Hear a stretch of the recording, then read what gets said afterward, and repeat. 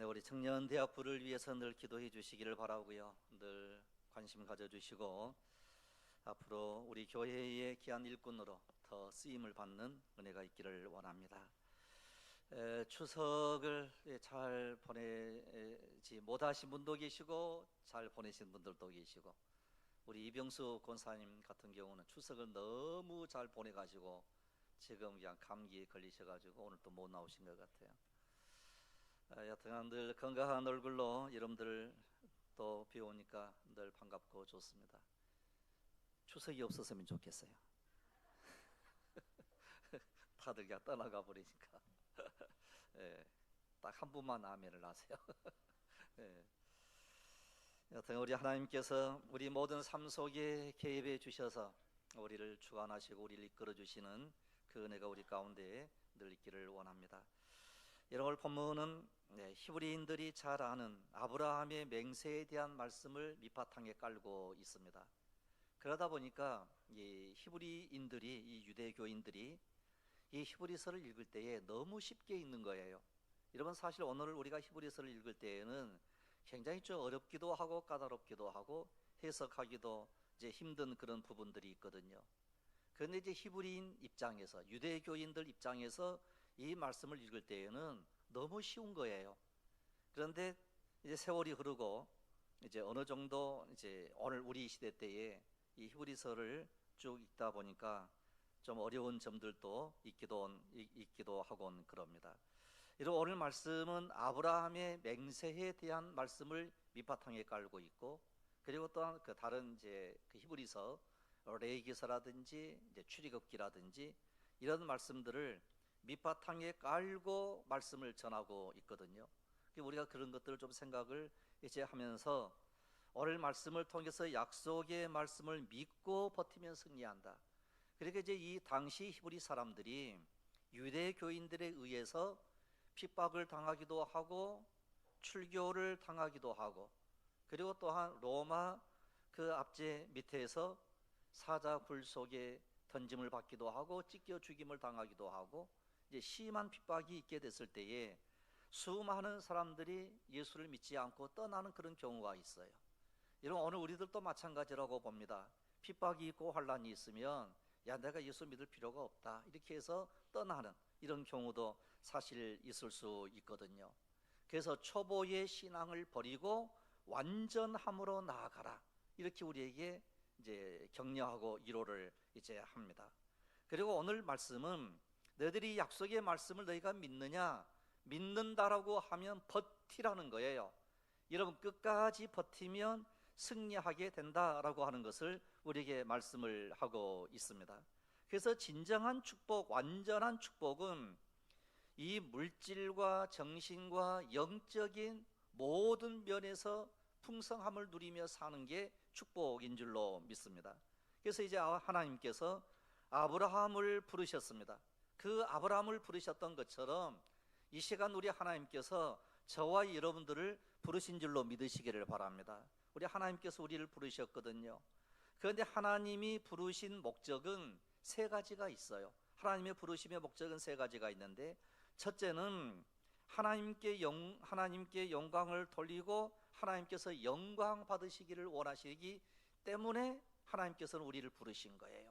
그러니까 오늘 우리들은 늘 하나님께 영광 돌리는 은혜가 있기를 원합니다.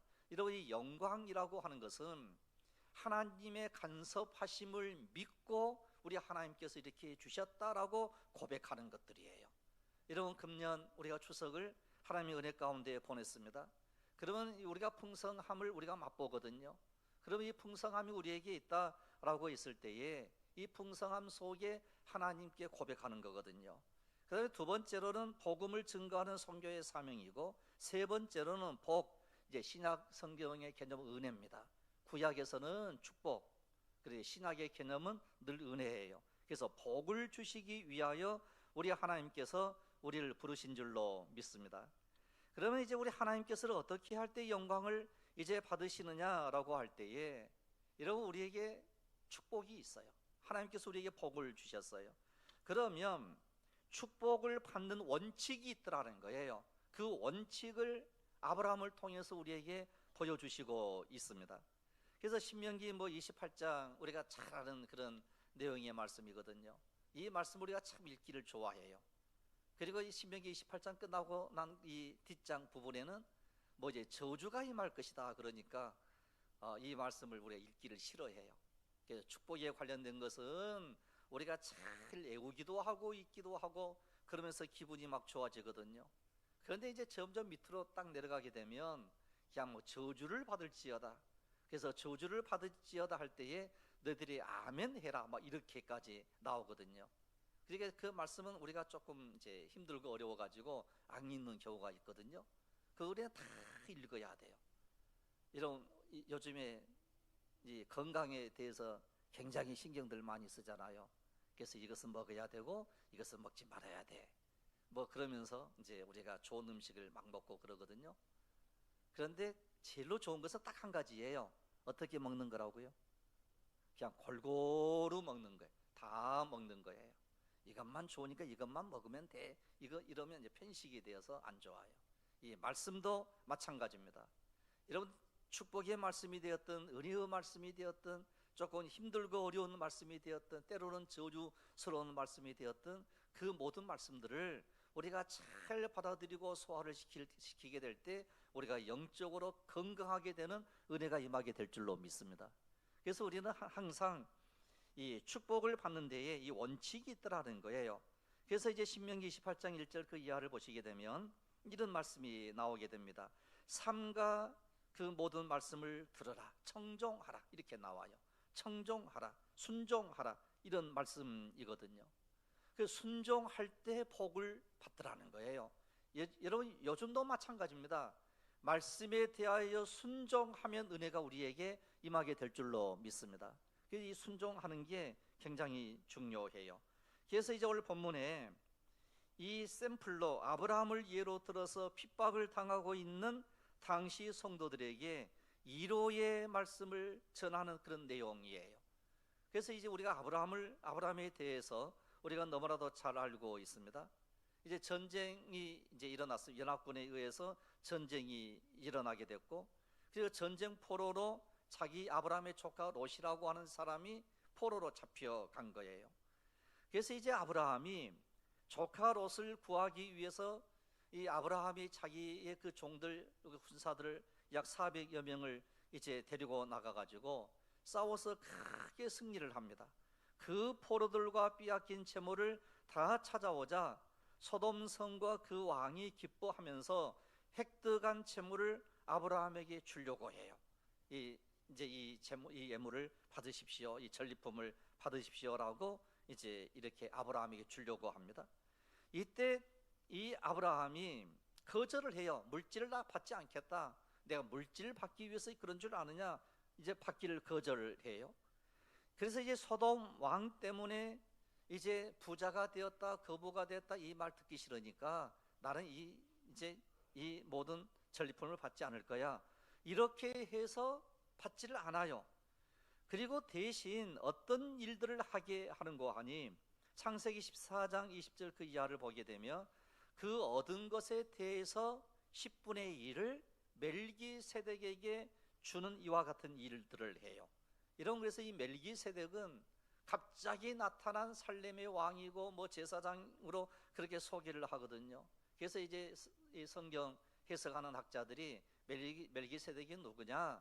그래서 장차 나타날 이제 메시아 대신 예수 그리스도이시다 이런 식으로 해석을 해서 상징을 이제 하고 있습니다. 그래서 이 멜기세덱에게 10분의 1을 드리는 것이 아브라함에게 축복을 받는 또 하나의 비결이었어요. 그러니까 청종하는 거고 순종하는 거거든요. 말씀대로 우리가 순종하게 되면 우리 하나님께서는 반드시 우리에게 복을 주시더라는 거예요. 그래서 이 당시, 즉 히브리서를 기록했던 이 당시도 역시 마찬가지로 너희가 예수님께서 하셨던 모든 말씀을 그대로 순종하기만 하면 너희들이 이겨낼 거야. 그래서 너희들이 버티고 견디어내면 하나님께서 약속해 주신 영원한 생명의 멸류관을 받아쓰게 될 거다. 이렇게 우리의 이제 위로를 해 주시는 그런 내용의 말씀이거든요. 여러분, 지금도 마찬가지입니다. 지금도 수많은 사람들이 예수를 잘 믿다가 어느 순간 교회를 떠나고 믿음을 떠나고 신앙생활을 하는 것을 떠나는 사람들이 굉장히 많이 있거든요. 그래서 오늘 우리가 신앙생활을 뭘로 표현을 하는 거 아니요, 영적 싸움으로 표현을 해요. 영적 전쟁을 하는 우리들이에요. 그래서 내적인 싸움이에요. 내 자신과의 싸움이에요. 지금은 누가 우리에게 뭐 너 예수 믿지 말고 교회 가지 말라고 때리거나 가두거나 이런 일이 없잖아요. 그런데 지금도 전 세계적으로는 수많은 사람들이 핍박을 당하고 있거든요. 지금 우리는 너무 신앙생활하기가 좋아요. 그런데 이제 여건과 환경 여러 가지 내적인 이와 같은 일들로 인해서 내가 교회 갈 필요가 없어, 내가 이렇게 잘 먹고 잘 입고 잘 사는데 무슨 필요가 있어, 이런 식으로 해서 교회를 떠나고 신앙을 떠나는 이런 경우가 너무 많거든요. 그래서 여러분, 우리가 늘 하나님의 말씀대로 순종하는 은혜가 있기를 원합니다. 그래서 하나님의 명령에 아브라함은 절대 순종하고 믿음으로 산 사람이에요. 그래서 이제 그 당시 유대인들은 아브라함 그러면 금방 딱 떠오르는 그 이미지가 있거든요. 갈대아 우리에서 강을 건너온 사람들, 그리고 그 사람들의 후손이 바로 우리들이다라고 하는 것을 알거든요. 그 두 가지가 핵심이에요. 하나는 떠나라, 하나는 들이라 하는 게 아브라함에게 핵심이 되는 거거든요. 그래서 내가 과연 너의 고향 친척 본토를 떠나 하나님께서 지시하는 땅으로 가라 하실 때에 순종하고 떠난 사람이 아브라함이에요. 그러니까 이 히브리 사람들은 아브라함 그러면 자기 머릿속에 뭐가 딱 생각이 나는 거 아니? 아브라함은 갈대아 우리에서 하나님의 명령대로 떠나라 해서 떠난 사람. 그럼 뭘 피해서 떠나는 거 아니요? 우상을 피해서 떠난 사람이에요. 그러니까 음란하고 더러운 우상이 있는 그 땅을 피하여 우리 하나님께서 예비해 놓으신 거룩한 땅을 향하여 가는 사람이거든요. 그러니까 이제 이 히브리 사람들의 머릿속에는 항상 이것이 생각이 나는데, 우리는 하나님의 거룩한 땅에서 사는 사람들이야, 이 이미지가 있는 거예요. 이런 오늘 우리들도 마찬가지입니다. 이런 예수 믿는 우리들을 가르쳐서 제일 첫 번째로 우리에게 칭호를 주는 게, 호칭이 하나가 있어요. 그 호칭이 성도라고 하는 단어거든요. 이 성도예요. 이 성도라고 하는 이 단어는요, 우리에게 너무너무 좋은 단어예요. 그 뜻은 거룩한 무리들이잖아요. 그리고 오늘 우리들은 거룩한 삶을 사는 사람들이고 거룩한 무리로 거룩한 땅을 향하여 나가는 사람인 줄로 믿습니다. 그래서 거룩한 땅이 어딘고 하니 이제는 하나님의 영원한 나라를 가는 사람들이에요. 이 하나님의 영원한 나라를 우리는 반드시 가야 될 사람들이고, 그리고 우리가 언젠가는 이 세상을 떠나 거룩한 땅을 향하여 가는 우리들인 줄로 믿습니다. 그래서 우리는 거룩한 땅을 향하여 가는 이 여정의 삶을 가르쳐서 성도의 생활 내지는 신앙 생활을 한다, 이렇게 표현을 해요. 그래서 예수 믿는 우리들은 반드시 어떤 표현을 쓰는 거 아니요, 신앙 생활을 한다, 이런 표현을 쓰는 거예요. 이런 믿음의 생활한다, 신앙 생활한다. 그래서 우리는 늘 신앙 생활을 하는 이런 은혜가 있기를 원합니다. 그 다음에 두 번째로는 떠나라, 이게 드리라, 이게 머릿속에 남아있는 거예요. 드리라, 이게 남아있어요. 여러분 창세기 22장 2절에 보시면, 내 사랑하는 독자 이삭을 데리고 모리아 산으로 가서 내가 내게 지시한 산, 거기서 내 아들을 뭘로 드리라고요? 번제로 드리라. 번제로, 하나님께 번제로 드리라. 이런, 그것도 100세에 얻은 아들이에요. 하나밖에 없는 아들이에요. 하나님께서는 약속을 했습니다. 어떤 약속을 하는 거 아니요, 내가 너에게 자손을 주겠다, 후손을 주겠다, 민족을 주겠다라고 하는 약속이에요. 그런데 그 약속을 받았는데 아들이 태어나질 않는 거예요. 딸도 태어나질 않는 거예요. 그러다가 세월이 흘러 100세가 되었을 때에 드디어 이삭이라고 하는 아들 하나를 딱 얻었는데, 우리 하나님께서는 갑자기 하시는 말씀이, 네 아들 드려야 돼. 그것도 불태워서 번제로 하나님께 드려야 돼. 그냥 나쁜 표현으로 하면 인신공여예요. 인신으로 드리는 이와 같은 예물이에요. 불태워 드리는 거거든요. 있을 수 없는 끔찍한 명령을 우리 하나님께서 하시는 거예요. 그래서 아브라함이 그 다음날 이삭을 데리고 이제 그 이삭에게 자기 자신을 태울 나무를 등에 짊어지게 하고 드디어 모리아 산을 향하여 가는 거예요. 3일 길을 걸어가서 거기에서 아브라함이 이삭을 결박을 합니다. 그런데 이때에 이 이삭의 나이가 뭐 이제 보통 12살에서 16살 이 사이였을 거다, 이렇게 추측을 하거든요. 그럼 이제 12살만 되어도 아버지 눈치 알잖아요. 아버지는 늙었어요. 이삭이 도망칠 수 있어요, 없어요? 자기를 막 결박하거든요. 그러면 아, 나를 죽이려고 그러는구나, 아빠 왜 나를 죽이려고 해요? 그리고 도망갈 수 있거든요. 그런데 도망가질 않아요. 이게 이삭이에요.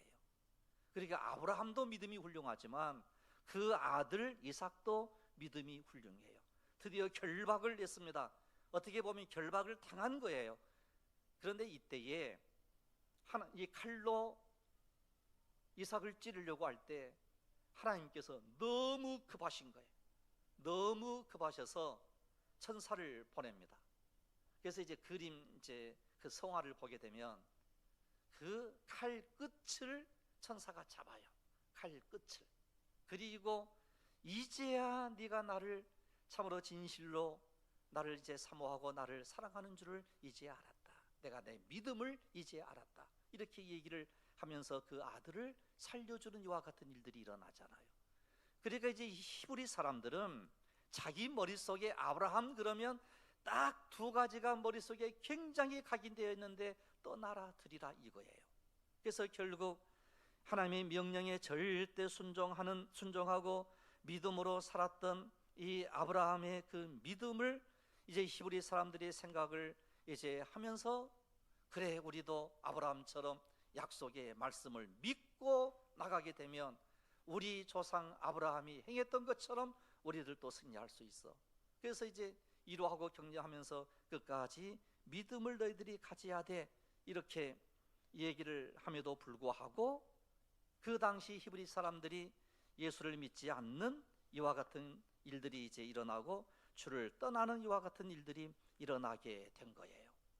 그래서 이제 이 히브리서 기자가 너무 이제 안타까운 마음으로 이제 계속해서 하나님의 말씀을 증거하고 오직 예수 그리스도를 바라보고 예수 그리스도를 생각을 해야 된다라고 하는 이와 같은 내용의 말씀을 이제 하게 되는 이런 모습을 보게 되는 거죠.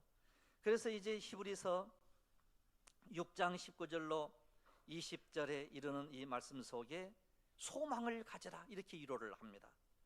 이런 우리 순종은 마침내 하늘의 축복, 땅의 축복, 영혼의 축복, 육신의 축복, 현재와 미래에 대한 자손 만대의 축복을 얻을 수 있는 축복의 조상이 바로 아브라함이에요.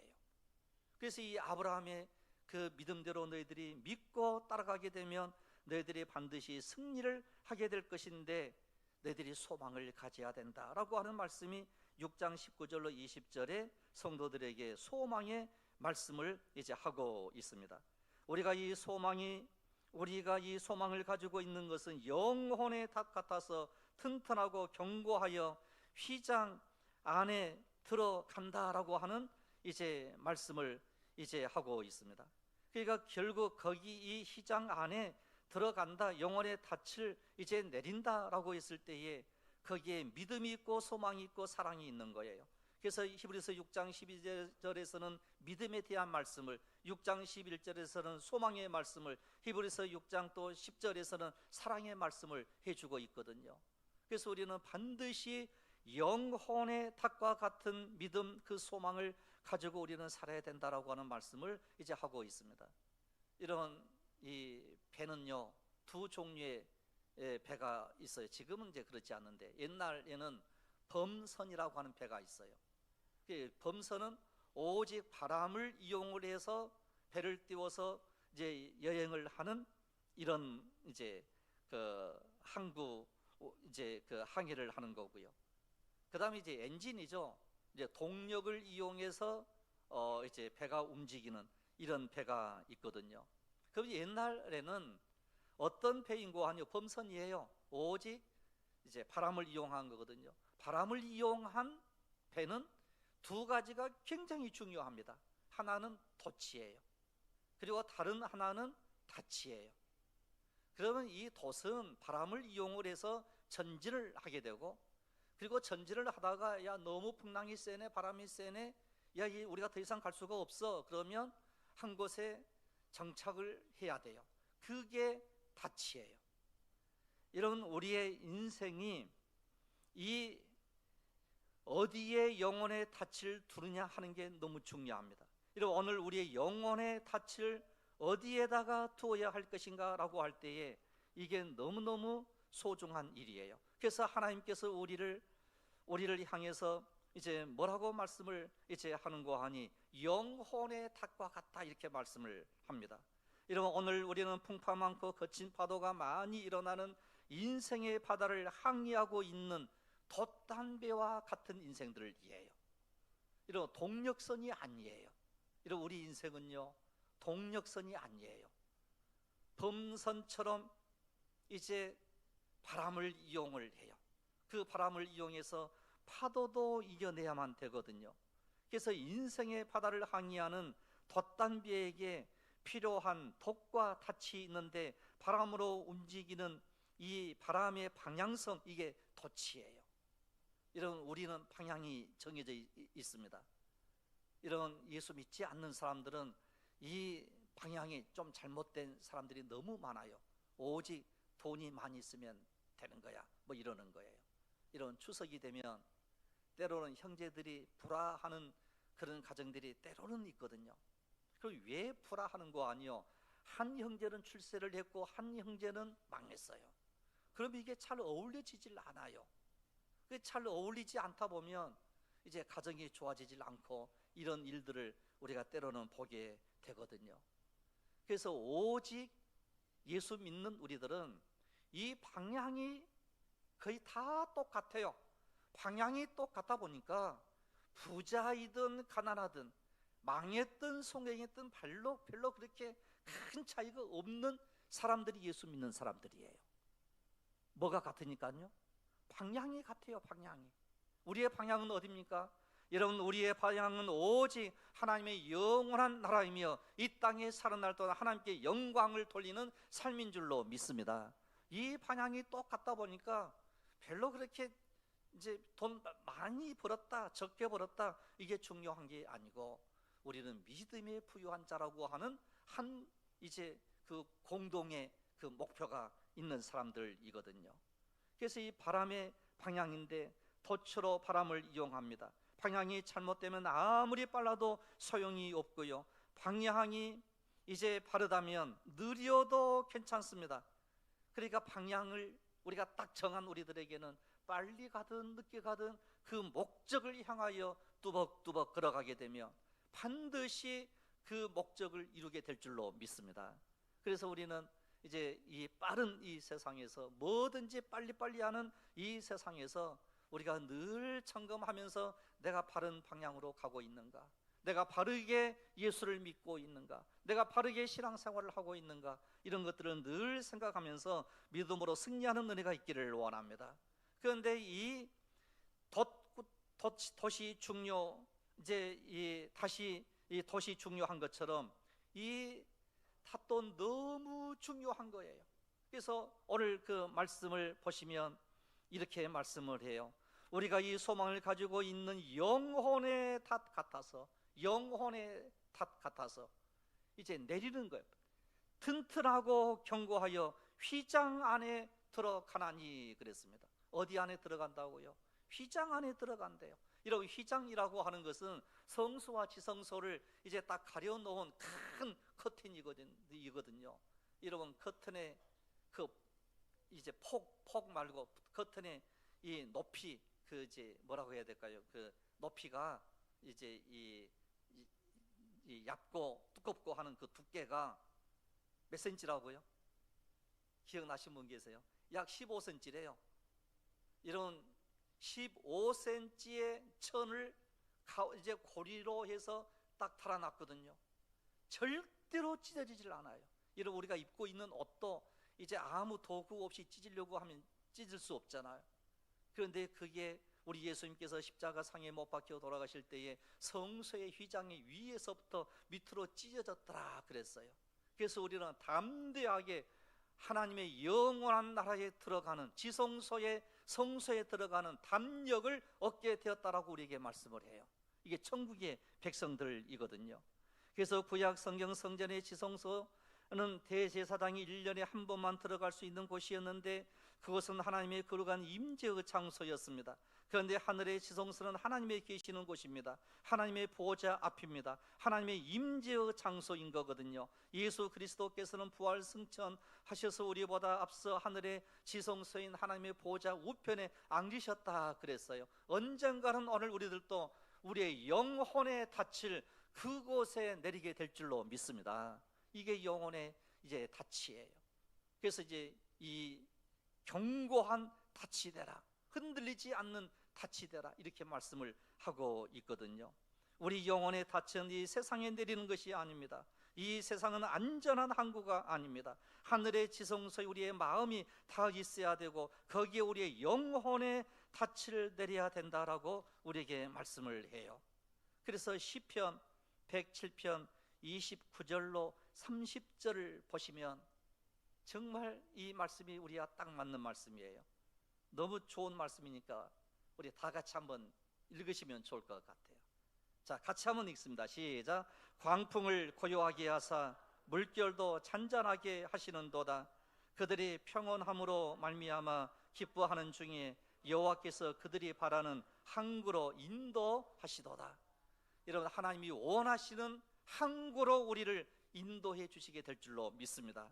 이 믿음 때문에 너희들이 핍박을 당하고 출교를 당하고 환난을 당한다 할지라도 믿음 떠나지 말라, 오직 예수 그리스도를 바라보라고 강력하게 외치는 말씀이 히브리서입니다. 그래서 시편 107편 30절, 이걸 좀 쉬운 성경으로 이렇게 또 번역을 했거든요. 30절에 물결이 가라앉으면 그들이 기뻐하고 여호와께서는 그들을 원하는 항구까지 인도해 주신다. 여러분, 오늘 우리가 원하는 항구, 아버지의 영원한 나라, 그래서 우리는 우리가 바라는 항구, 소원의 항구에 이를 때까지 우리는 믿음의 항해를 멈추어서는 안 된다라고 하는 것입니다. 이런 끝까지 믿음을 붙잡고 예수 그리스도를 바라보는 강력한 믿음으로 이 땅에서 반드시 승리하는 귀한 여러분들이 되시기를 주님의 이름으로 축복합니다. 기도드리겠습니다. 걸어가신 우리 아버지 하나님, 아브라함이 약속의 말씀을 믿고 버티어냈던 것처럼 오늘 우리들도 약속의 말씀을 믿고 버티면 승리한다라고 했사온즉 끝까지 믿음을 지키는 저희들이 되게 하여 주시옵소서. 아버지 하나님, 세상 세파가 아무리 몰아친다 할지라도 아버지여, 우리를 붙들고 있는 영혼의 탓, 참으로 튼튼한 탓, 흔들리지 않는 믿음의 닻을 가지고 끝까지 믿음으로 말씀으로 주 안에서 승리할 수 있도록 은혜를 허락하여 주시옵소서. 만왕의 왕이신 우리 아버지 하나님께서 반드시 저희들을 이끌어 주시고 참으로 이제 목적지에 영원한 항구에 이르는 그날까지 우리를 붙들어 주옵소서. 우리 주 예수 그리스도 이름으로 기도드리옵나이다. 아멘. 이제 우리 다 같이 함께